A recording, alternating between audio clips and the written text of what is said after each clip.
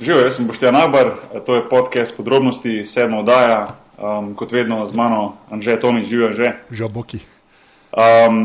Najprej, prvo kot prvo, vedno zahvala poslušalcem, prvi ste seveda za poslušanje oddaje, poslušalci in poslušalke so ogromen, oziroma poglavitni del te naše oddaje, sej za vas ustvarjamo to oddajo, tako da res še enkrat hvala za vse ocene na iTunesih, komentarje, predloge, ki skušamo čim bolj upoštevati, tweete in tako naprej. Anže, kot vedno, zelo delen, pravkar zaključil en podcast, svoj aparatus, zdaj že pripravljena noga. Anže, si kaj zmatran? Sam pa nisem to, ker z veseljem delaš, pa nisi to gotov. Ja, se tudi mene sprašuje, kako se ti ljubi to, imaš treninge, imaš tekme, pa to sem nekaj, to je moj hobi, jaz to uživam v tem, zakaj ne bi šel z veseljem z smehom delati nekaj, kar me konc koncev en tak hobi. In, zdaj je že poteklo kar nekaj časa, odkar smo snemali na zadnji podcast za pižamo, ki je bil vse po moje en tak zelo zanimiv. Za tiste, ki ne veste, mogoče se splača downloadati prejšnjo 6. oddajo, ko smo v bistvu s pižamo in Anžetom seveda govorili samo o weird zadevah, tako mi temu rečemo.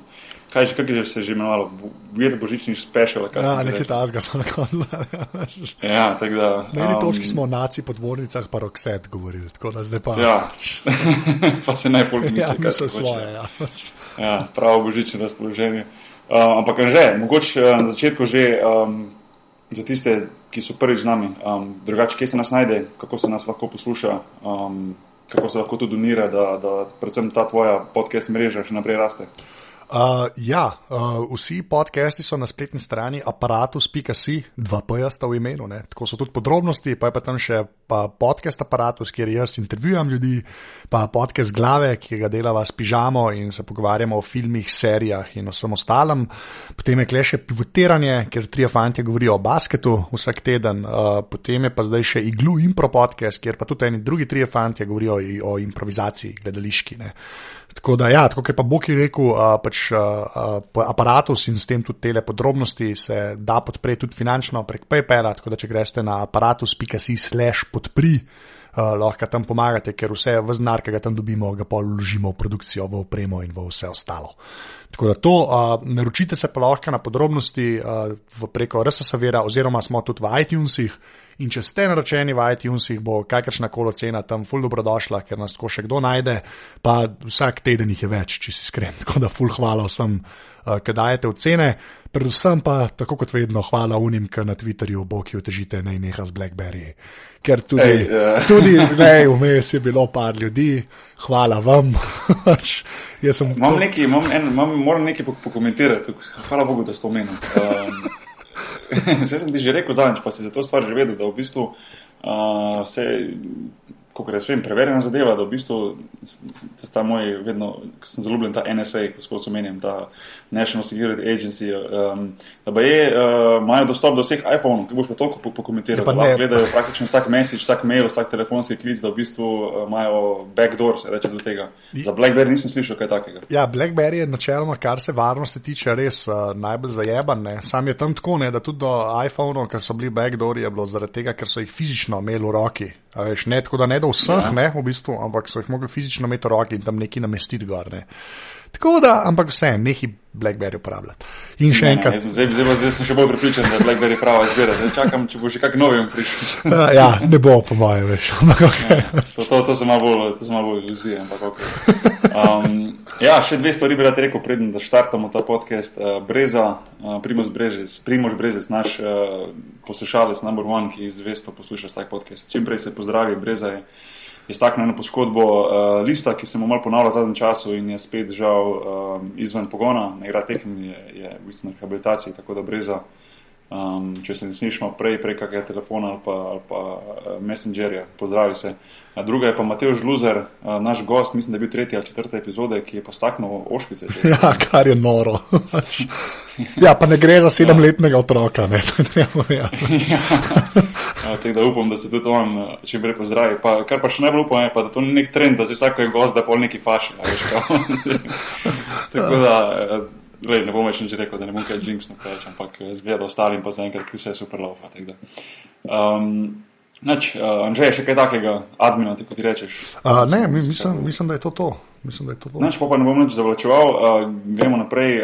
Danes po kar nekaj tednih, ko sem v bistvu dobil tweete, da si poslušalci in poslušalke zelo želijo gostjo za spremembo. Sem to, kar se odločil in povabil v podrobnosti v našo oddajo. Sanja Modrič. Sanja, živi.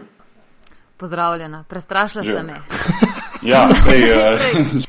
Najprej sem res počaščena, da sem prva gostja tukaj. Kot drugo, tole džinksanja, jutri pol ne grem sploh ven iz stanovanja, ne? Ja. Tretja zadeva, to govorite, da sploh ne vem, ali bom kos. Če ima pa kdo izkušen z mikrofonom v roki, pa ti daleč. To je izkušnja s spraševanjem, veš, to je razlika. Verjamem, se zato je tudi meni zanimivo, da si tu kot gostja. No, jaz vam tremo. Ja, no, jaz je nimam, oziroma nimam več. Imel sem na prvem podcastu, so se mi pa roke tih tresel, da moram povedati. Ampak, no, za vse tisti, ki ne veste, Sanja Modrič, novinarka oziroma športna novinarka na RTV Slovenija, prvi obraz Eurobasketa na naši nacionalni televiziji. Kamorkoli si pogledal, oziroma kar se tiče televizije, si bila v bistvu ti res tista, ki si vodila so zadevo. Jaz sem se marsikdaj mogoče malo načudil, ker si bila res vsak dan od začetka do konca ti glavna in te bom tudi kasneje vprašal, mogoče odkje ta energija za Eurobasket in vse to, ampak o tem malo kasneje. Pa mogoče začetek, Sanja, zakaj novinarstvo oziroma kako si ti prišla do tega, da si postala novinarka oziroma da si pristala na nek način v športnem novinarstvu? A veš, v bistvu sem bila najprej dolgo let prepričana, da bom pediatrinja. Zagotovo. Pač tisto šport sem gledala, ampak ne vem, sploh nisem pomislila v družini, niti daleč na okrog nobenega športnega novinarja ni bilo. Ni mi bilo tisto, da bi to lahko bil poklic. Pač. Rada gledam šport, uživam v teh prenosih. Ko sem se pa začela malo spakovati ob kakih prenosih pa igrati komentatorja, mislim, da mi je takrat potegnilo. Pa sej to je poklic, se bi to lahko počela. Tako da pol v bistvu, ko sem se odločila za to tam v enem drugem letniku gimnazije, sem vedela, pač to bo to, upisala se bom na novinarstvo. Vzela sem sicer tako za ziher varianto še angleščino zraven, kaj pa če si premislim, ampak nisem si. Uživam v tem, prepričana sem, da sem se dobro odločila. Ja, se to je najbolj pomembno, se mi zdi, da tisto, kar počneš, da človek uživa. Sej pridejo dnevi zagotovo tudi pri tebi, da se ti ne da na trening, pa niti približno, tudi meni se ne da ravno vedno v službo, ampak tisto, ko na koncu še vedno z veseljem to počneš, mislim, da je to nekaj res, na čemer si lahko hvaležen. Ja, ne, to je res. Škokrat jaz na to pomislim, pa rečem, imam res srečo, da počnem življenje tisto, kar me veseli. In tudi, ko tisti dnevi pridejo, mogoče to zame kot motivacija, zato ker časih, ko ti ni za iti na trening, pa ko nimaš najboljšega dne, si rečeš, koliko je pa ljudi v bistvu, ki delajo nekaj, kar je pa ne veseli. Ja, točno to. Ja, tudi iz tega ven lahko človek črpa motivacijo, energijo. Se pravi, to ni bila neka tvoja otroška želja, to je nekje tam v srednji šoli potem prišlo in kako si v bistvu potem prišel do tega, da si od te želje to speljala do konca, da si na koncu pa pristala recimo z mikrofonom v roki na športnih dogodkov v Sloveniji? Ko se za nekaj odločim, pol je to, pol ni glih tisto, da si bom zdaj čez 2 dni premislila, pa bom hotela nekaj drugega. Se pravi, je bilo samo zdaj najti način, kako to bo, ker eno je vpisati se na študij novinarstva, to pač lahko naredi vsak. Ampak druga pa potem, kako res pride do tega, mislim, malo je v Sloveniji tudi to težava, da ni glih zdaj definirano, da če ti študiraš novinarstvo, da je to zagotavlja, da boš delal kot novinar. Se mislim, da ni zabenim. Pa druga stvar tudi to, da ne vem, velikokrat se zgodi, da glih vsak, ki ima 5 minut časa, da se odloči, da bo novinar in da to tudi lahko dela. Jaz ne rečem, da ti ta faks da ne vem kaj, ampak da ti mogoče ene osnove. In pol je bilo pa... Začelo se je pol radio v Mariboru, snemanje anket, to je pa daleč najhujša izkušnja in najbolj nehvaležno delo kadarkoli. To je bilo vsak dan, valjda kot najmlajši tam poletna praksa in te zadeve, stara 17 let, pošljajo te snemati ankete po mariborskih ulicah, po kom se kakšna ulica imenuje.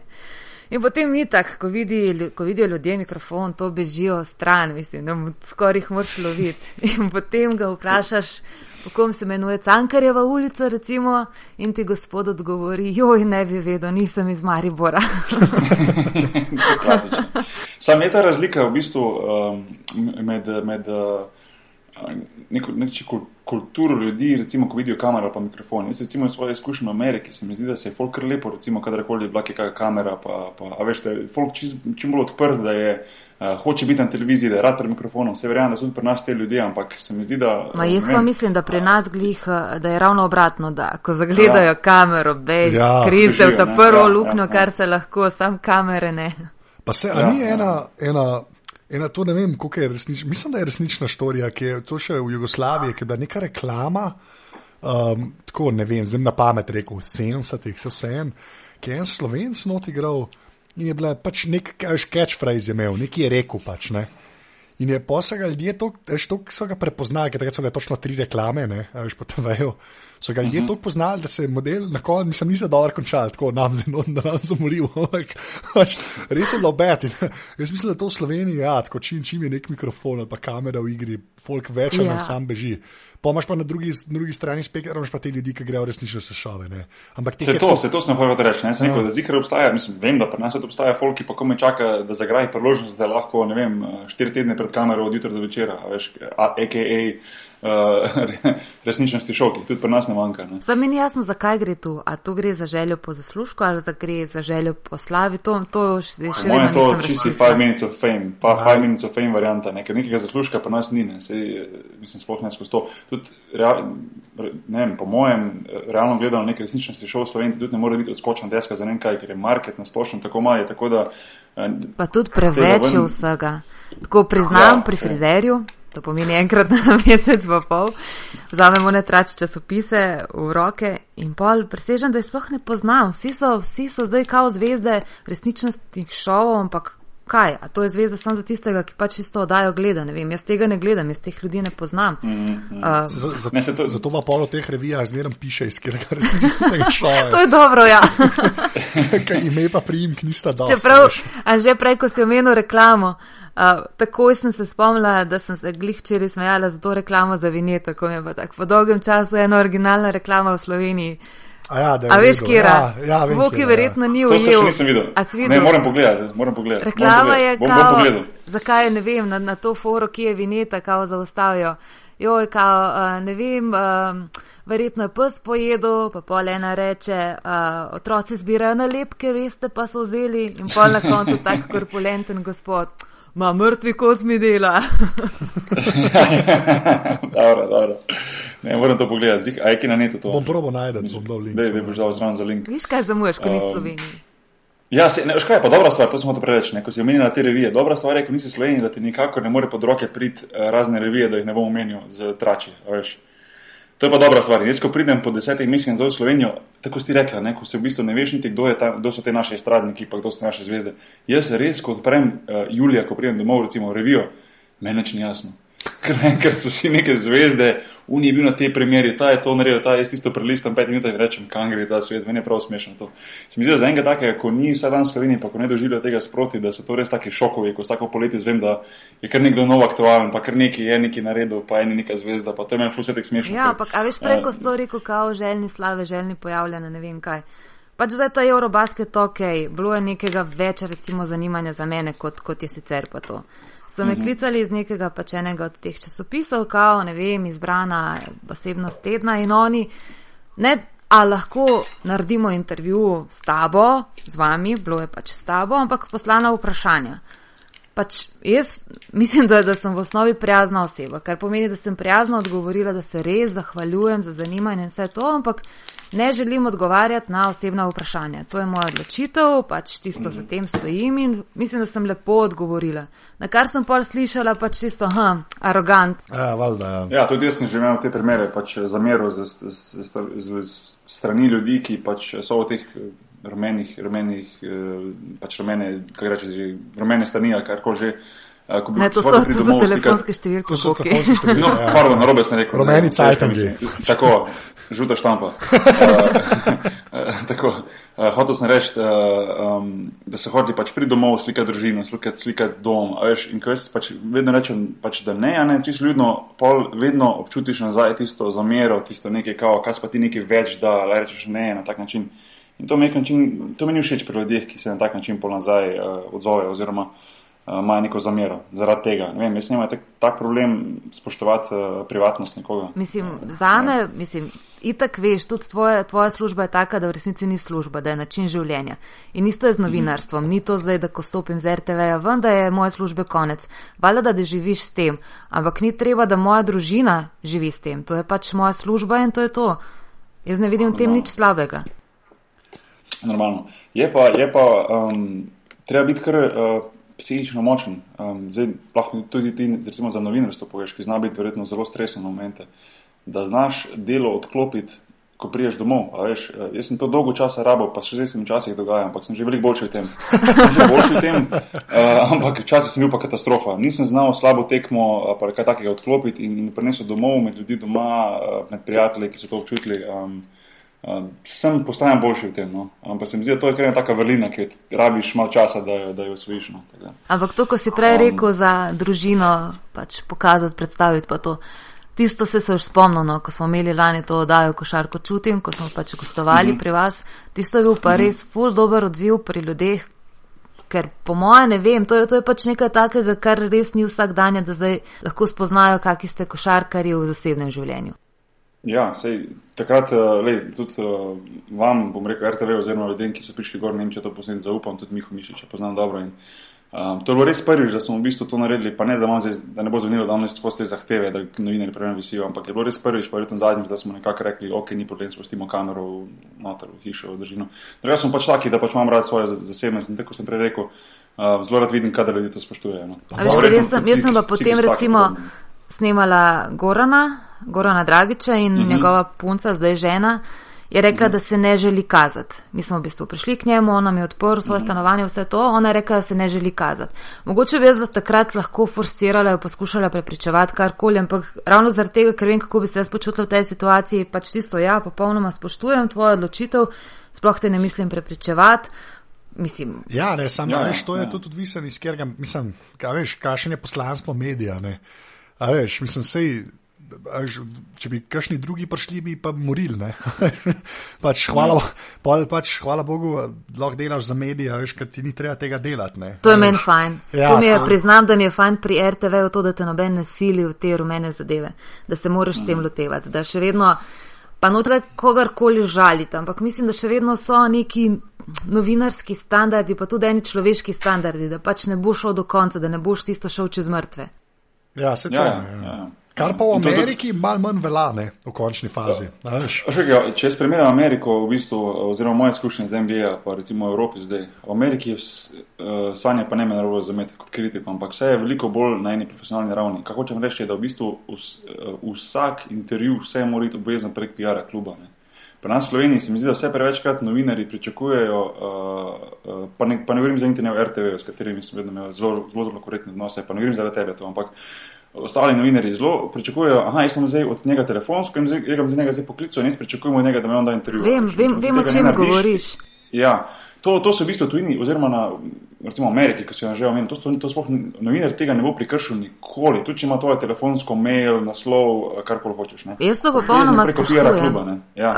Pač tu je največ, recimo sploh, ko je bila Euroliga, pač bila ta zadeva z Olimpijo, ja, ker kdaj sem imela številko od kakega igralca, ampak ne kličeš igralca direktno za službene zadeve, pokličeš pač PR-ja v klubu, ampak imaš pa tu drugo težavo, da dobro, Olimpija ima poštimano recimo to PR službo, ampak veliko klubov pa tega sploh nima. Pa nima, ja. Se pa nimaš na koga obrniti. Tako da veš, dve strani sta definitivno ne totalno profesionalen odnos novinarjev, vseh, mislim, ne morem zdaj posploševati za vse, ampak tudi ta druga stran, da ti pa ne omogočajo normalno delati svojega dela. Ja, se pa to je ta mejhnost, pa že spet pride, ne, a veš, pač PR department metne v Sloveniji razen unih parta velikih klubov, ne. A veš, boh ve, kdo ga ima, oziroma je unke za PR zadružen še, ne vem, equipment manager zraven. Ja, zato je težko, veš, ko me reče, ljudi primerja to z NBA pa z Ameriko, to je zelo težko primerjati, ker je to pač en drug nivo. Ja, se to je. na koncu gre vseeno za neko spoštovanje oziroma obnašanje človeka do človeka. to pa ja. Tisto je prevečkrat se prekrši. Ampak gre tu za spoštovanje novinarskega poklica tam. Dobro, jaz sem videla sam 2 tekmi NBA, ampak tam je novinar car. Mislim, kot prvo se mi zdi, da so tam vsi, vsaj to, kar sem jaz imela, pač te izkušnje v Phoenixu, so gospodje v nekih normalnih letih, niso 15, 16, 17, 18 letni mulci in se ne vem, oni se obnašajo profesionalno, ampak jih tudi na ta način klub obravnava in je poskrbljeno za njih v vsakem pogledu.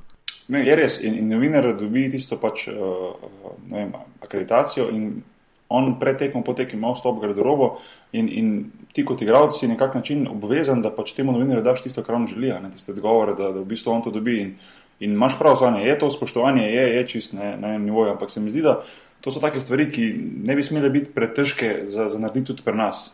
A veš, da se da vsem novinarjev možen dostop do igralcev, pred treningov, po treningov, pred tekmo, po tekmi in tako naprej, in da se v isti sapi, da se igralec zaveda, da to spada k njegovi, narekovaji, službi, da on to da novinarju oziroma medijem, ne tisto, kar on želijo. In tu še ni te kulture, še ni pri nas, da bi v bistvu športniki to dojemali na tak način in da bi novinarji to dojemali na tak način. Je pa nekako preverjena zadeva v Ameriki, da to v bistvu laufa. Saj si sama rekla, da to ti je bilo zelo všeč na način, ki ga imajo tam. Čeprav tole z garderobom, ja veš, za žensko ni glih vedno. To je bilo eno vprašanje, sem za kasneje, laga pa zdaj tudi vprašam. No. Kak ti gledaš na to v bistvu kot ženska? No? A veš, to se je pač pri Olimpiji se je to začelo zdaj v zadnjih 3-4 sezonah Euroliga, da po tekmi takoj po tekmi ne moreš dobiti izjave, ampak pač ta NBA sistem, da moraš iti v garderobo. In polej fantje se ne obnašajo glih vsi, eni zgrabijo brisače, ne vem kaj, ko pride iz fotuša, ampak večinoma pač koliko se vi obnašate med sabo. In je na začetku, kam naj gledam, kam se naj obrne. Je prav očitno, kdaj, ko v bistvu, tudi mi imamo recimo zdaj v Španiji, imamo pa po vsaki tekmi to, domači tekmi, pač odprta vrata za novinarje, 15 minut preden se v bistvu sploh gre po tu, še karkoli pride novinarje noter, čeprav ti da greš, ampak nekak je politika kluba, da moš počakati, dokler ne grejo vsi novinarji ven iz garderobe, ampak je v bistvu zanimivo videti, ko pride kakšna taka, govorim za ženske novinarke, ker za moški nimajo problema, ampak vidiš, da pride kakšna taka, ki je že bolj izkušena, rutinirana, pride noter, naredi svoje intervjuje, ni problema. Včasih se pa zgodi, da pride kjera mlajša, v bistvu taka, ki bolj začetnica, pa je prav vidiš, da v bistvu ne ve, kam bi oči dala, veš, gledal stroje po tla. Ne veš, a bi gledal ali ne bi gledal. Ja, pravno, veš. In je zanimivo to. Ne, meni je pač sigurno ne bom šla k tistemu igralcu po izjavo, ki je glihkar prišel izpod tuša. Valjda bom počakala, da se zrihta in to ne bom rinila tja s kamero v njega, pač dokler se ne zrihta. Pa še kak mikrofon pade po tleh, pa treba Viš, to so te šale, ki so zmerno tam. Ja, ok, da bomo stali. Ja, to so te... Jaz trdno držim mikrofon, meni ne pada. Dobro, ok, pustimo že to dosno. Sanja, to mi povej, zakaj lih košarka, zakaj nisi na koncu, zakaj ne delaš nogometa, zakaj ne delaš kajak in kanu? A veš, vsi mislijo načeloma, da je to pač kao zaradi tega, ker je moj mož košarkar. Pa je to tako daleč od resnice, ne vem, jaz sem vsej mogoče hecna, ampak jaz sem pač kot Mariborčanka navijala za Olimpijo, se pravi srednja šola, meni je bilo to, ko Olimpija zmagovala, sem se veselila, ko je zgubljala, sem jokala in jaz sem že na radiju začela pokrivati košarko, ne vem. Meni priznam, da v igranju pač tisto, kar so nas forsirali, tako smo ženske za telovadbo v osnovni šoli, bilo tisto, to nam je bilo največje zlo, mislim, ne teč, ne tega, ne onega, dajte nam odbojkarsko žogo in to je to. Ne me s tem dvokorakom matrati. Ne moram reči, da sem uživala v igri za igrati, ampak za gledati je meni to nor šport, mislim, zaradi vse te dinamike, ker ti ne more biti dolg čas. Prej tisto, če nisi pozoren, ti pač vse pobegne, no. Kaj sem že vprašal? Ne, sej. Ja, tole, no. A veš, in pol je pa to pač prišlo, mi da se niti nisva spoznala prek košarke, nobene veze ni bilo. Ampak tisti predsodki, da zdaj košarko delam sem zaradi tega, ker sem pač v vezi ali pa v zakonu s košarkarjem, to mi je bilo ful moteče. Je res, da mi je to pomagalo. Mislim, da sem ga pač lahko vprašala, kakšne zadeve, da mi je lahko kaj razložil, ampak da bi pa zaradi njega to delala. Mislim, to mi je pa taka neumnost, ko me vsakič, ko to slišim, me tako totalno razkuri. Ej, a pa zdaj, ko smo že pri basketu, ne, pa naprej gremo, kaj na Eurobasket, kje si pa ti, zdaj, ko si rekel, da imaš rada Olimpijo, ne, pa pol sklepam, da je Euroligo, ampak kjer basket je najbolj gledati? Američane, nas kle? Priznam, da sem bila totalno proti NBA-ju dolgo časa. Kao tisto pa se itak sam ranen gal. Ogromno ljudi to reče, ja. Ni nobene taktike, ni nobene obrambe, ni nič. Ampak tole, zdaj, ko pogledaš to našo evropsko košarko, pa se matrajo, da zberejo tistih 60 pik, je pa tudi kar nekaj ratalo. Aha, da si celo. Tu se pa čisto strinjam s tabo, ja. Da je evropska košarka premalo je atraktivna. Mislim, to je še vseeno, to delaš za gledalce. Ampak drugačna atraktivnost. Je atraktivna zaradi tega, ker ko imaš te velike dvoboje, so polne dvorane, vsaka tekma ogromno pomeni, za razliko od NBA-ja, ampak je ogromno taktike, tako si rekla, ampak vseeno tista atraktivnost, sploh ko enkrat doživiš NBA, oziroma ti, ki si ga videl v živo, je pa čisto nekaj drugega. Veš, jaz mislim, da je tudi to vplivalo, da so v bistvu sodniki dobili ful enih pooblastil, ne vem, ta pravila, ki stekajo igro kar naprej, da tudi to vpliva. Ja, zdaj bomo že spet prišli do unih defenzivnih 3 sekund, ne. Tisto je za mene vedno, ja. Ki so zlo, kar se mene tiče, ne, ampak... Ti ne maraš, ti nočeš to, kaj da bi bili tako NBA. Da morajo prazniti raketo, meni jaz ne vem. Ne vem, meni je... Verjamem, to je najboljše pravilo v zgodovini. Se vem, ti si full fan tega, jaz pa ne vem, nikoli nisem tega igral. Dajte se skregati. Enkrat bo. Ne, sem sanjal, kaj pa ti misliš, ne, resno, ajde, daj ti, ki si pač novinarka in to gledaš, te defenzivne 3 sekunde. To mislim, to je Boki, že ko sem imela ta pogovor, ta prvo na aparatu, so je to full izpostavljeno in se full strinjam. Ne. Jaz mislim, da je to največja razlika med evropskim basketom pa NBA-jem. A veš, da se nikoli še nisem v bistvu poglavljala sploh v to, da bi me to zmotilo, ne? Ne, zaradi tega, zato tam pač to kucajo, ker morajo vsi bežati iz rakete tudi v obrambi. Pač kucajo zato, ker lahko, ker imajo take fizične predispozicije, da je užitek gledati. Ne, sem kucajo več ali manj zaradi tega, ker v Evropi, ne, da eden ima tok placa, da lahko dvokorak naredi ali pa karkoli, pa ga zabije, ne, se praktično ne zgodi. Pa še vedno ne je bil ko LeBron, ko pogleda čez koš z glavo, no, čez obroč. Ja, vse fizika je normalno, je na drugem nivoju v Ameriki, ampak vseeno to pravilo je velika razlika in jaz sem upam, da bo enkrat, oziroma ne, jaz verjamem, da bo enkrat pravilo to v Evropi. Ne bo te hiter, ampak jaz mislim, da bo, ker gre v košarko v to smer, da mora biti prostor, da mora biti atraktivnost, da mora biti možnost za kreiranje v igri, ker košarka je igra kreativnosti in jaz mislim, da tako pravilo bo spravilo tudi evropsko košarko na en drug. Čeprav tole, za kar si omenil fizika, pa to, ravno sem, ne vem, z Matjažem Smodišem mogoče kak mesec nazaj snemala v bistvu problematika slovenske košarke, v bistvu bolj delo z mladimi. Tudi meni se zdi tole, kar gledam, da je pa zdaj naenkrat paratalo te mlajše generacije, pa da je čist preveč fizikali in da več ne znajo igrati košarke, da ni to več tista taktična igra, ampak sam, ne vem.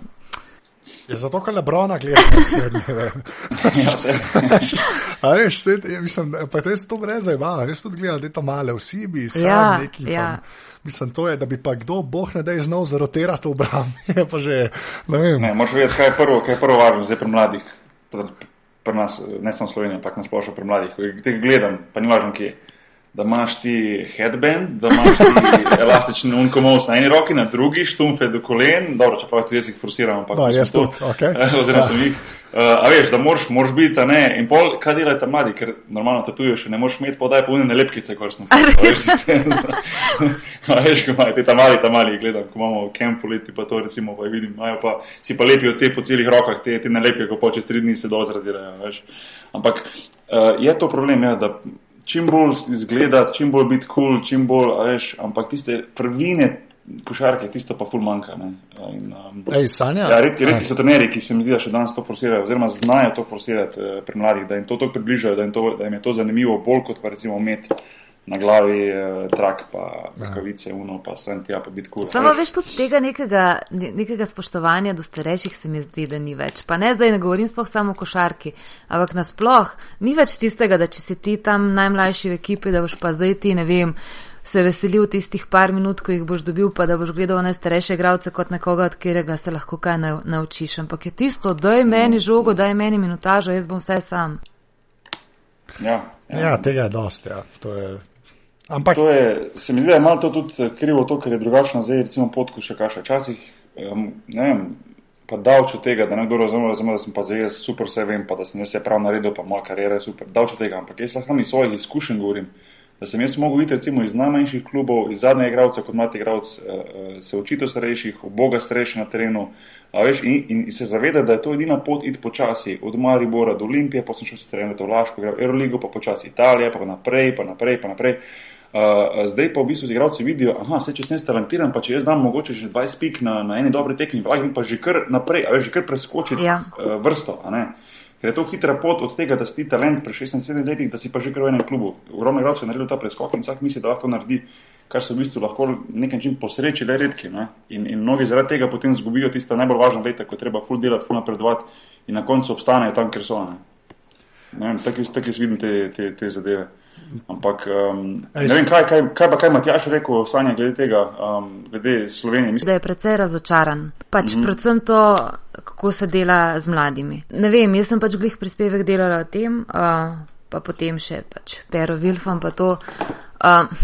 Res je na ta način, vsi tudi trenerji, jaz ne moram zdaj nekaj pospeševati, nimam toliko izkušenj, ampak prehitro tisto, tudi trenerji hočejo priti do članskih kategorij, ko je, ne vem, po eni strani mogoče lažje delati, ker imaš že izdelane igralce, pa tudi denar je večji. Noben se noče preveč zadrževati, pa tisto, da bi se pa res posvetil zdaj delu z mladim, da mu ne bi bila to ena umestna faza. Ne vem, moje mnenje, no. Ne, jaz s tem čist strinjam. Mislim, da je tudi realnost taka, da če imaš ti tam kadete, pa mladince, pa to ne je jedva težko živeti. Se to je problem, je problem, da to delo ni ovrednoteno, mislim. Da je to en hobi, a ne. Ja, se glih to znamo to reči, imam v klubu par svojih igralcev, nekaj imajo mlajše kategorije, ne, pa še z mano igrajo, zdaj 3. ligo, ki smo tako, ne, ampak ja, to je tako, težek kruh je, ne. Mislim, to ni tako, da si ti rekel, zdaj sem pa trener, ne vem, kadetov pri enem klubu in lahko živimo od tega, ne, moraš zraven še 7 stvari početi, ne, praktično, da ti znese, ne, in zaradi tega hočejo vsi čim prej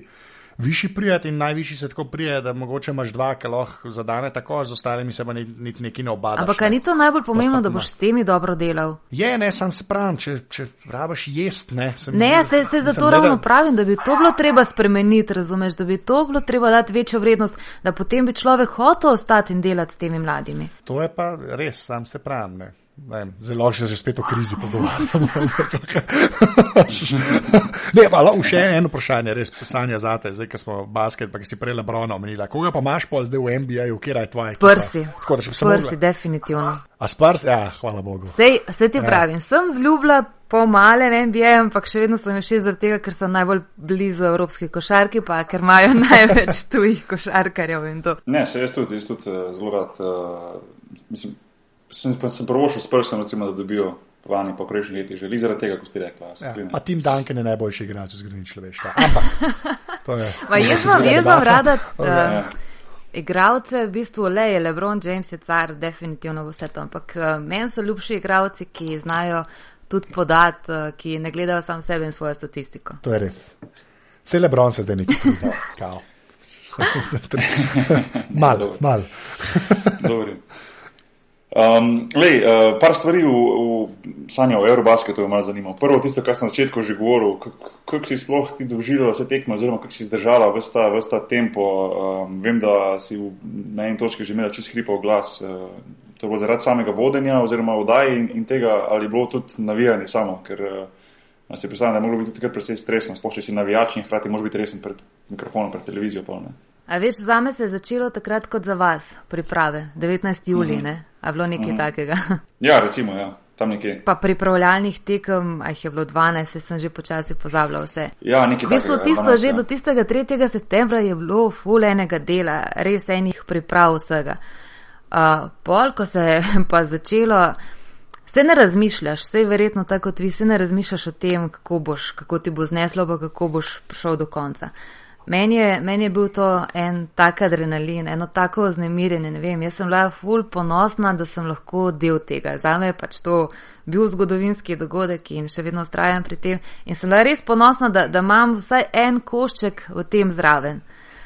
Tisto, ko je bil glas, navijanje, mislim, itak, a ne morem jaz zdaj tam v studiu skakati, stropa, lahko vas podbujam, pa ne vem kaj, ampak ne morem se zdaj privoščiti, da bi zdaj tula, kot bi tula, če je bila navijač.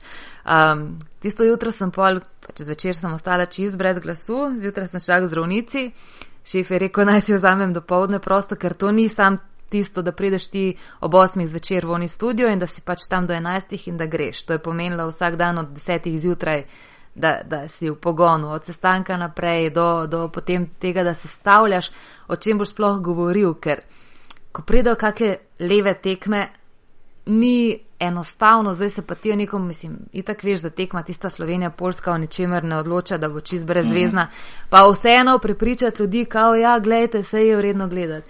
In pa je zdravnica rekla, ja, pač to je preobremenitev, nimaš kaj drugega kot pač tiho biti, počivati. Kako tiho biti? Povejte mi, injekcije, karkoli mi dajte, sam jaz večer rabim glas, mislim. Meni ni bilo variante, da bom pa zdaj rekla nekje na pol ne morem. Sej bi kdo vskočil drug, ampak zaradi mene same je bilo ne morem zdaj odnehati. Vse bo. In pol so bile suhe slive, kalci, ne vem, tablete one, da sem se nekako spravila k sebi.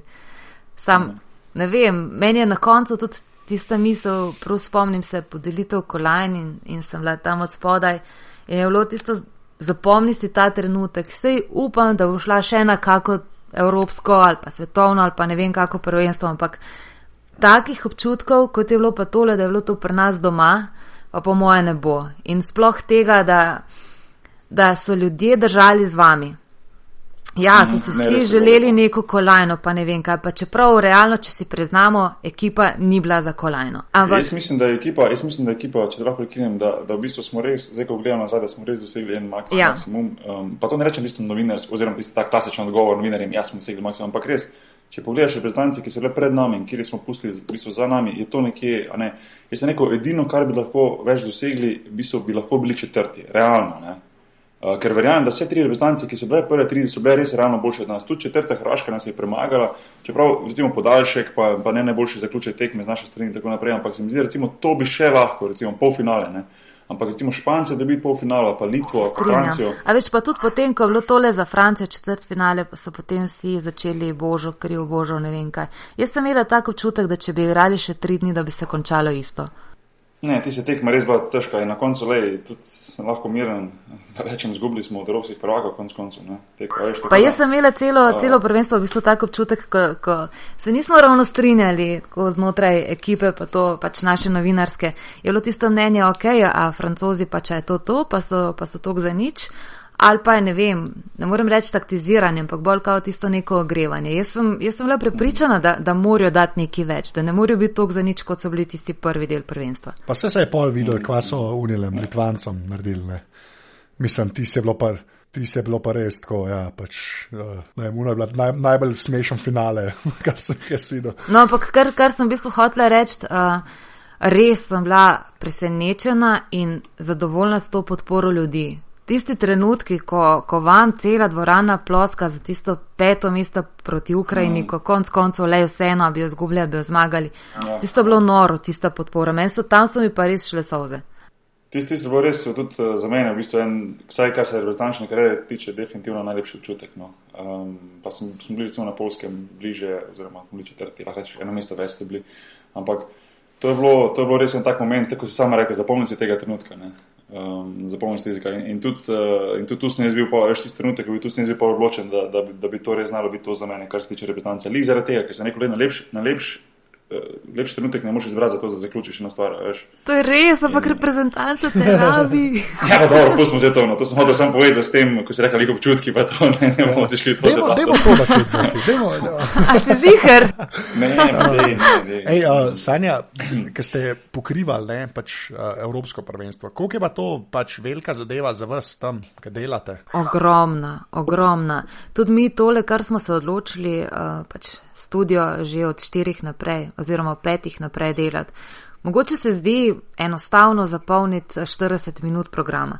Pak če ti hočeš, da bo to 40 minut, ki se ne bodo vlekle, ki bodo pritegnile, to pomeni, ne vem, vsaj, zdaj na pamet govorim, ampak vsaj 8 prispevkov, ta vsak prispevek, to ni, ne vem, meni včasih mož reče, pač ko tisto, moram službo narediti prispevek in me potem ni 6-7 ur, kaj pa delaš toliko časa. Ni to samo tisto napisati in sistem rešen. To je res velik dela.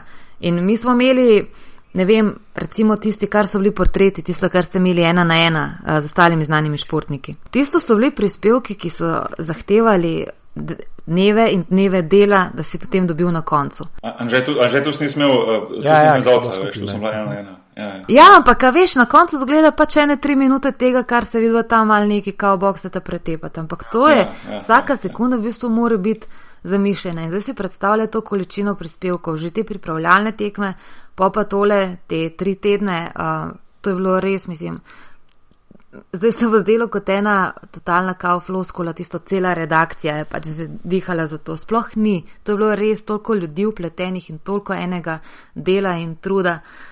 Tudi to ne vem, če se bo, kar se tiče za nas, taka veličina tega projekta, če se bo to ponovilo. Koliko stvari je šlo pa narobe? Tako. Nekaj moraš povedati. Zdaj ti jaz moram reči, da nič ni šlo narobe. Ampak ne, jaz to resno vprašam, či zaradi tega, ker je to tako velik. Na koncu je tudi tisto moja naloga, da na ekranu, da tega ni zavideti, kar gre narobe.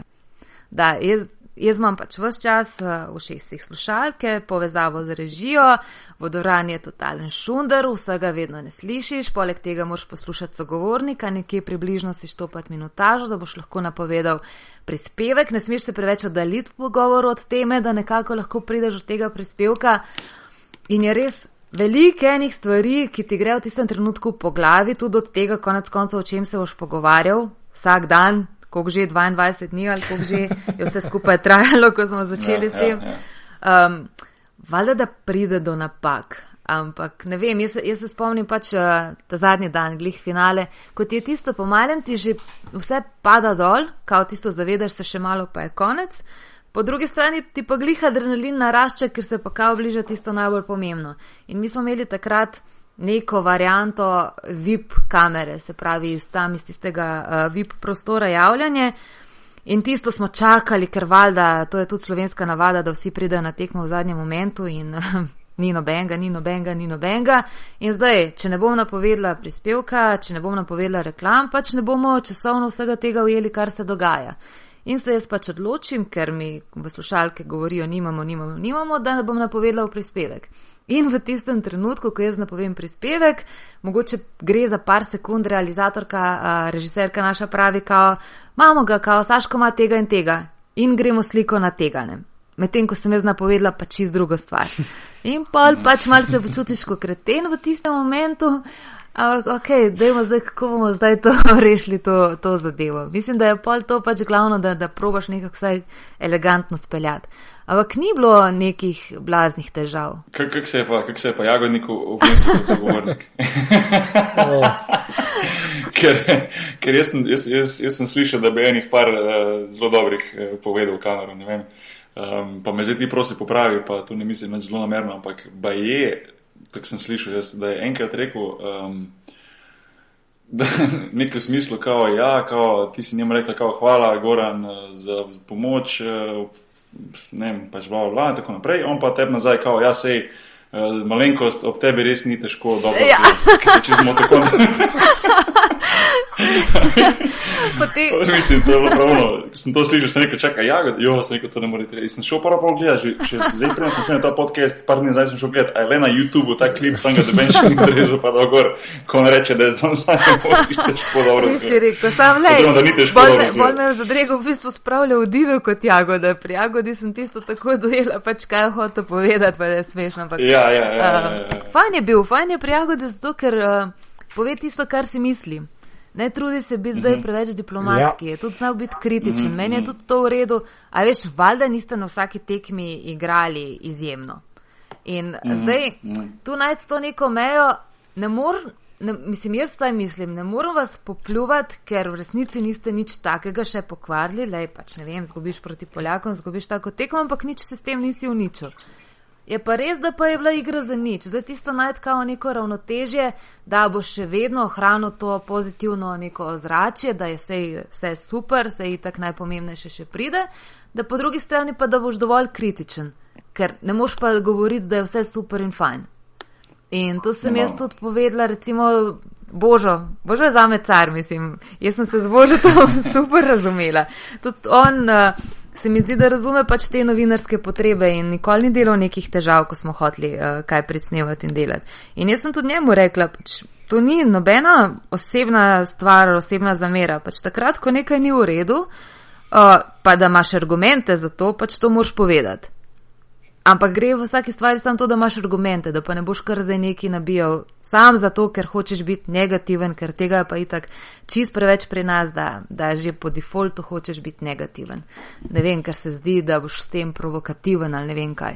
Ja, res imam tako občutek, da je pri nas dosti tega, pa verjetno tudi drugje, se ni samo pri nas, ampak ne vem, jaz mislim, da se bi dalo vedno sploh, če recimo si novinar, ki spremljaš, ne se vidim, da bi tu bil en tak krok, saj opazil sem ga recimo pri Američanih, ko je ta NBA primerjam, pa je težko, ampak jaz se spomnim, da recimo, ko sem igral z nekaterimi temi zvezdniki v Ameriki, recimo, ni rečeno, da bi bil zvezdnik, ampak recimo temi do boljšimi igralci, da na koncu, kadar so imeli recimo slabo tekmo, recimo, pa bil poraz,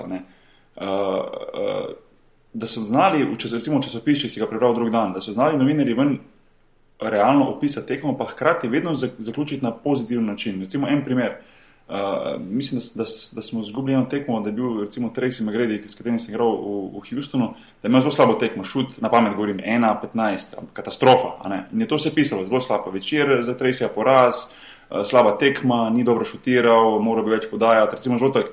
Ampak je potem že napisal, ampak jutri pa prihaja tekma ta pa ta, proti katerim je nazadnje on dosegel 35 točk, igral, in so že ven potegnili, recimo pozitivno stvar, da na koncu ti prebereš, rečeš, pismo sta car, a ti bi imel katastrofa tekmo, In hočem povedati, da mogoče malo tega manjka pri nas, da bi se malo bolj na pozitivo vlekli, pa verjamem, da niso vsi slabi ljudje, pa noče vsi negativno, ampak je neverjetno, koliko lahko je taka pozitivna stvar, pozitivna atmosfera, recimo, in kako lahko sploh novinarji močno vplivajo na to, da se v bistvu navijači potem bolj pozitivno spremljajo klub, igralce in tako naprej. In to je bilo to, ta Eurobasket je bil pozitivna atmosfera.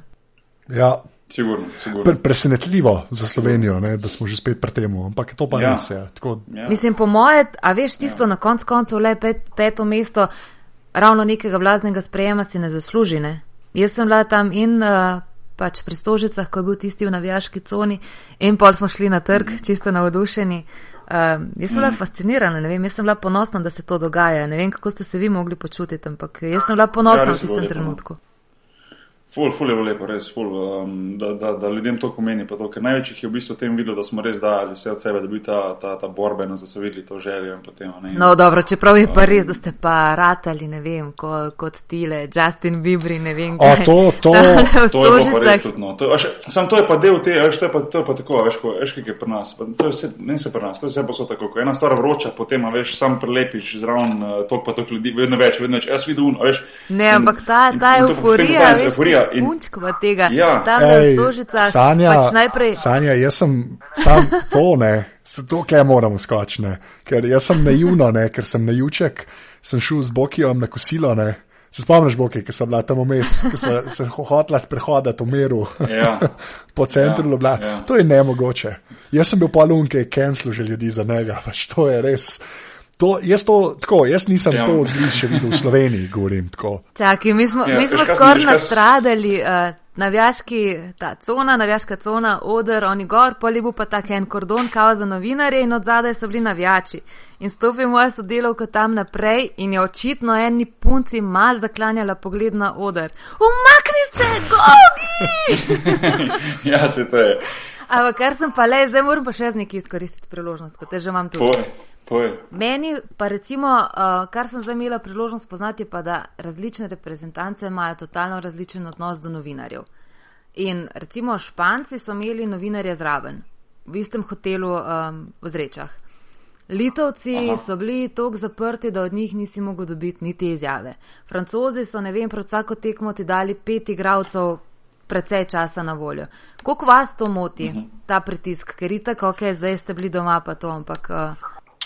Kokor koga. koga. Eni imajo radi malo bolj zasebnost, pa v bistvu to, da jih doben ne moti, meni v bistvu ni nikoli problema. Pred tekmo, recimo, zgoviznjeni, pa po tekmi, recimo, tiskovna, pa tako. Ena stvar, ki me bolj moti v bistvu, je to, da kada smo imeli te zbore, te Media Day, pa to, ko smo imeli, in je zveza pač določila enega igralca, da govori z novinarji, recimo, ko so imeli te določene dneve, Škaj me zelo moti v Sloveniji? Ne morem govoriti za druge države, recimo v Evropi, ker pač za svoje izkušnje lahko govorim. Da ti prideš tam za oder, oziroma imaš mikrofon in rečejo, ne vem, pač da si izjavo, ne vem, recimo, da je bilo po enem ciklusu priprava, priprave so potekali tako pa tako, vse je okej, in potem da recimo ta naš PR pač možnost novinarjem za vprašanje in doben noč neč vpraša. A veš, poslušaj to, ko je pa konc tega uradnega dela, bi pa vsakrat imel tisto svojo individualno izjavo, v kateri bo isto vprašanje in boš dal isti odgovor 15krat in gre zraven 2 uri, a veš.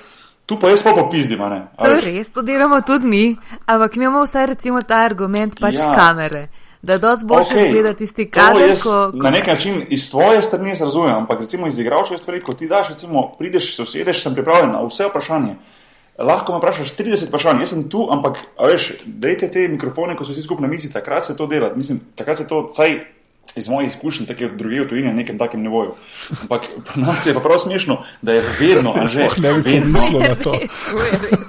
Vprašanja in je vse tiho, PR-ovci je rdečo faco, ker ne ve, kaj ne reče, kao da me noče nič vprašati. Zadeva se zaključi in pa se naenkrat vsi, jaz bi, in naenkrat je 15 novinarjev v vrsti, da bi vsak na svojo. A ne, mislim, prav ona klasika in to pa ne samo mene, to sem igralcem med sabo povedal, to pa vsakega čisto skrivim. To je edino, drugač drugo, ni problem, pred tekmo, po tekmi, vse zakon, tako sem prej rekel, se igralci smo zaradi tega tu, mislim, mi smo tu zaradi navijačev, da navijači dobijo neke izjave, da to vse košarka se igra, konec koncev za navijače. Jaz ne vem, mislim, top level košarka se igra zato, da ljudje gledajo, da uživajo, to je igra, ne. To ni zato, da bo se zdaj pred prazno dvorano igral, vse to ni film. Priznam, da znamo biti grozni. Predvsem tisto, dobro, ne morem se zdaj to čisto postaviti v vlogo, recimo časopisnega novinarja, ker mi televizijski načeloma so to kratki prispevki, ne rabiš ne vem koliko. Ampak ne verjamem, da pa rabiš tistih 30 vprašanj postaviti. A je to neko tekmovanje pol, da si, ne vem, boljši novinar več, ko boš vprašanj postavil, ali ne vem. Ja, se to je... Ja, ne vem. Sem prem, da pozabim eno smešno anegdoto, vam še preko si rekel, da je bilo to, sanja, da je bila ta bibermanija pri nas za sekundo. Mi smo imeli v bistvu po zadnji tekmi, ko smo imeli že to proslavo na kongresnem, oziroma proslavo, pa šta sprejem, smo šli potem v eno od restauracij tamle skupaj z reprezentanco, z KZS-em si na večerjo in okoli, mi smo zunaj na odprtem jeli neke pice, pa to zelo na hiter, ker smo hoteli imati še ven požurati, sem ti zadnji dan, vidimo se 1 leto ali pa ne vem koliko. In smo v bistvu tam imeli tako ograjeno, bilo je neki varnostnikov, tako da ljudje so slikali, a veš, sem ti, in polk je bilo konc tega, zdaj, kako pa tu priti nazaj do hotela, a veš, in je bilo fora, se jaz spomnim, da sem nisem rekel, fantje, jaz za vas ne vem, ampak jaz lovim, a že to mogo videti. Če bi kdo snemal, jaz ob enih 12 po noči na kongresu 5000 ljudi, jaz poln šprint od centra Ljubljane pa gor do našega hotela. A pa so vas tisto, so vas zaustavljali veliko? Ja, folk je hotel tako, jaz pa samo napolnil, sam ti predstavljaj si mene poln šprint, veš, rekel, malo za zabancijo mora biti. A veš, ker drugač ni po moje tega v Sloveniji preveč, ko ni te euforije, da zdaj, ko se sprehajaš, seveda, da ne. Nekdo nadlegoval. Ne, sploh ne, se to je takoj šlo dol, se to ni, da bi to zdaj trajalo. To je bilo takrat tis moment, se to ne je bilo vsem jasno, se to ni, da bi zdaj mi pa pričakovali, da zdaj vem, da starcem, ti si je bilo weird, tako sem midva hodila po centru, ti si, jaz pa še idiot, uno Boston Celtics pulovarju. Da so vsi na 100 metrov videli, da neki visoki. Ti pa v Belmu slovenska reprezentanca, ti si je bilo res. Ja, pa se je tako je težko zgrešiti. Ja, dobro, to je res. Wow. A veš, jaz sem že v bistvu do zdaj nisem nikoli videla v živo, ne? Zanci me. Ja, zdaj, ko smo se dogovarjala, kao, kako ga bom spoznala, visok je, v redu. Te sem rekel, da je težko faliti, ker sem ti mikrofon prinesel. Vlada. Kva pa še imamo, a še kaj tazga, da je... Jaz sem hotel sam za konec to vprašati, v bistvu, kot ena taka izkušnja za naprej, Sanja, kako ti je bil ta Eurobasket, zdaj kot črto potegneš pa to na konec? Pozitivno, negativno, z tvoje strani, ne zdaj kot to euforija pa to plus, ampak recimo, je to bila ena taka velika šola za tebe naprej, je bilo to več, kot si pričakovala iz tega bolj profesionalnega vidika tvojega, kot delo pa to, a ne? Vem, da je bilo naporno pa vse to, ampak kako gledaš na koncu, ne to, ko potegneš črto? Mislim, definitivno pozitivno. Meni je bilo v tistem trenutku, ko se je končalo, mi je bilo prav hudo. Kao tisto, ok, 2 leti smo zdaj čakali na to, 2 leti smo se pripravljali, zdaj konec, kaj bom zdaj počela. In pač naslednja moja obveznost je vodenje dnevno-informativnih oddaj. In priznam, da prvič, ko sem po Eurobasketu šla pač tisti hermetično izolirani studio, da mi je kar manjkala ena akcija, kar en adrenalin, a zdaj pa naj tu nekaj berem, pa vse tiho, mislim. Tako, vem, da je pač vam neprimerno to več energije dajalo, ampak tudi meni so te polne dvorane, pa ti navijači, tudi to me je polno. Mislim, moja prva taka izkušnja s tem vodenjem, pa dobro, tisto pač popolno začetniško bilo svetovno v Turčiji, kjer to delala iz televizijskega studia, nisem bila na prizorišču. To se ne more primerjati. Ti niti približno ne dobiš te energije in mislim, da posledično pol tudi ne moreš dati. Ampak tole, kar je bilo doma in na tak način, da se je končalo vse kljub temu kao za ljudi, mogoče neuspehu, ker ni kolajne, ampak se je vse končalo na pozitiven način.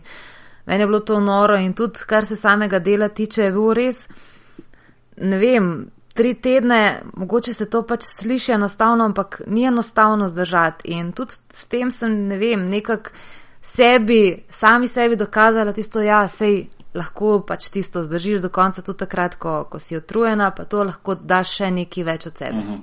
Hvala. In ne vem, vesela sem da tudi teh reakcij, pa itak vem, pa mogoče se je na začetku težje nositi s tem, kot pozneje, ko že imaš neke izkušnje, vsem ne može biti všeč. Ampak je bilo res neverjetno veliko enih pozitivnih reakcij. Sploh pri nas, ne. To je pač, me je to zmeraj, vse kle isto pri teh podkih, mislim, to ni na istem nivoju, da ne bo kdo, ampak ja, mene tudi to me zmeraj znova preseneča, da imamo neko generacijo ljudi, se mi zdi, ki je en korak naprej se je pa naredilo v Sloveniji, kar se tega tiče, kar se feedbacka tiče, no, tako, to si skoraj upam reči, ne. Tudi meni se zdi.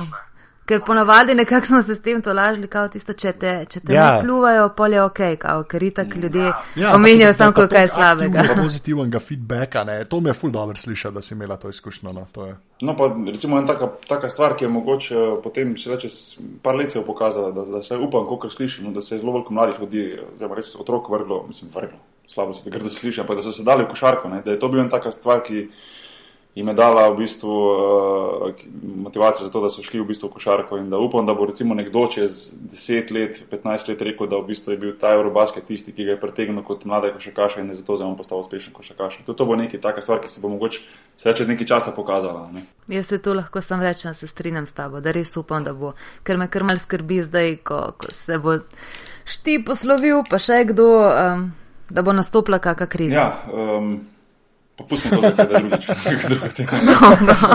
Če smo že pozitivno govorili, idemo še pozitivno zaključiti pozitivno. Ja. Torej, kdaj se vračaš v reprezentantov? Ja, smo rekli pozitivnih stvari. Kva še? A gremo na, dej Rodmana, Boki, kako se bomo... Ja. Ne, veš kaj, hotel sem reči to, zdaj pozvati košarka, ko smo lih rekel, koliko recimo košarka je bila pri nas pozitivna, pa to ne vem, če sta videla na internetu, da je Rodman zdaj že, mislim, da 3., 4. bil oziroma je v Severni Koreji. Ja. In sem rekel, da bi bilo zelo lepo videti, če bi uspela košarka povezati oziroma vsaj malo podreti meje te Severne Koreje, ki vemo, da je zelo izolirana zaradi takih in drugačnih ljudi oziroma voditeljev in tako naprej. Pa mi je bilo zelo zanimivo slediti to njegovo zgodbo. Prvič, ko je bil tam, jaz ne vem, Anžeja, ti mogoče poznaš to njegovo Vice, poznaš, ne, to serijo, oziroma te dokumentarne nadaljevanke. Sanja, ti mogoče ne poznaš tega, Vice, se reče, VICE, ameriška, se pravi, taka dokumentarna oddaja. Mislim, da je tudi na YouTubeu, Anžeja, boš pogledal, pa boš dal link. Mislim, da je ta del, ko gre v bistvu Rodman prvič v Severno Korejo, sabo vzame 3 igralce Harlem Globetrottersov, se pravi te zelo zanimivi košarkaši, ki naredijo košarko še tako bolj zabavno. In v bistvu njihovo doživetje, tu srečanje z njihovim voditeljem in tako naprej, igranje pred polno dvorano teh zanimivih ljudi in njihovega obnašanja, se splača pogledati. No in Rodman se je zdaj vrnil, mislim, da že 3. celo 4. nazaj, če sem prav prebral, za svojo ekipo veteranov, NBA veteranov, in skuša tam prirediti neko dobrodelno tekmo in hkrati nekaj namen ima, da bi rad podrl te meje med Zahodom in Severno Korejo. Hočem reči to, ne, da upam, čeprav težko verjamem, ampak upam, da se to zgodi, da lahko rečemo, da je šport oziroma košarka povezala recimo dva naroda, pa recimo vzhod z zahodom. Kar mogoče ne bilo prvič, ampak vseeno je lepo videti, da šport namesto ostalih stvari, politike in tako naprej, da združuje. Tako da, ne vem, kot taka zanimivost, me zanima, kaj bo z tega ven se zgodilo. No. Jaz bi predvsem rekla, da sem, ne vem, tako hvaležna za vse vas košarkarje, ki podirate te neke stereotipe, da pač gre za ene neumne športnike, ki se ukvarjate še z drugimi stvarmi, kot je sam košarka in na ta način kažete, da, mislim, košarka je zame konec koncev inteligentna igra, ampak tisto, da kažete, da nista to. Ja, če si misliš, da s tem tudi ta podcast, hvala. No. Ja, lej, majhen korak za človeštvo, za kako je bilo. Tako. Ne, Anže, kot vir zadevo sem te hotel pa nekaj drugega reči, bi se vrnil čisto na začetek, če lahko sam na hiter, telefoni pa to. A si videl, da bi naj Motorola začela izdelovati tatuje, ki bi se lahko tako prelepo navrati in potem v bistvu ne rabiš telefona imeti pri ušesu in pri ustih in v bistvu ta tatu naj bi bil tak elektronski tatu, ki bi ga imel na vratu naleplenega, uprogramiranega in bi samo to bil telefon. Ne, to nisem videl. Ja, Motorola wants you to tattoo a smartphone microphone onto your throat. Je naslov. Bom ti poslal link. Najdeš ti to. Ti, ko si tak telefonski frik. Tako da ja, Motorola, ki mislim, da je Google. Zdaj sem en njihov telefon testiral čez vikend. Tako da. Ja. Se pravi, ni bil zraven kako škatlic, kak mini nalepkica tatu, ki bi ti pol ostalo do konca life-a grnati na vratu. Jaz sem sam une, da se delam, da sem Lebron. Jaz sem sam une nalepke. Mene ste pa tu sploh našla, jaz sem raje zgodovino. Evo, to pa za drugi šport, če bomo še kdaj, v zgodovino smo pa že, škoka smo že predelali po dolgem in počes, ampak bomo še, to sem pa jaz tudi zgodovino. Ja, ampak jaz zelo rada ta zgodovino, ta 15-18 stoletje. Ja, da vemo, da imamo fene tudi z tega. To bo pižama poslušal, bo neki najdu naslednjič, ko bomo imeli weird zadeve. Ja, pižama je naš strokovnjak za weird zadeve, tudi zgodovina. Ja. Anže, jaz mislim, da smo res več kot dost pregovorili. Sanja, jaz bi se ti res najlepše zahvalil, da si vzela čas za ta naš pogovor. Jaz moram priznati, kot sem vam rekla na začetku, ful imam tremo, kaj bom govorila toliko časa, ampak tole bo hitro bilo. Ja, hitro gre.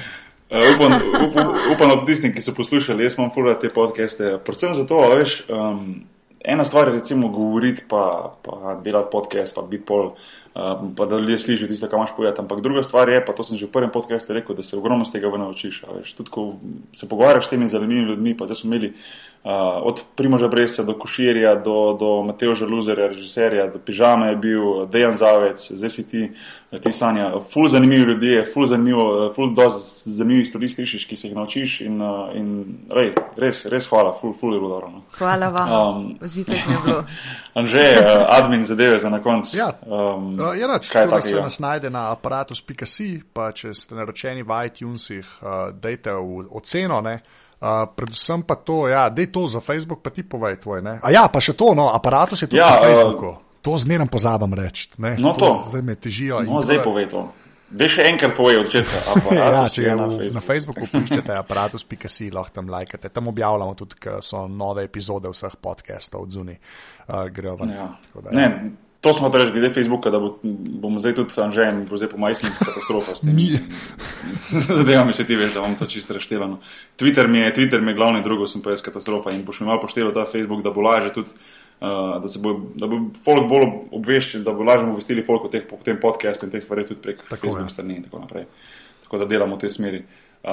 Komentirajte še naprej, ocenjujte podcaste, predlagite goste. Sanja, ljudje so predlagali in si danes tudi, tako da bomo skušali delati v tej smeri, da bo podcast čim bolj zanimiv, da bo na podcastu gosti tisti, ki si jih vi najbolj želite. Težte bo, ki jo naj neha uporabljati Blackberry. To pa zdaj že ostala naslov tega podcasta. Čakaj, da eno podstran postavim. Tako. To sem hotel reči, da imamo zdaj še par gostov planiranih za naprej. Naslednje 3, recimo 27.1. bo zunaj podcast z Sixpack Čukurjem, 10.2. Sani Bečirović, pa 24.2. Športni psiholog Matej Tušak. Tako da, ful zanimivi pogovori prihodnosti, jaz že komi čakam. Pa se potem slišimo spet na podcastu naslednjič. Sanja, te pa še enkrat najlepše hvala. Hvala vama. Sanja, zdaj pa ti reč prva adijo, pa pol mi dva adijo, tako da reč. Prednost kot ženska. Adijo. Ajde, žive, čau.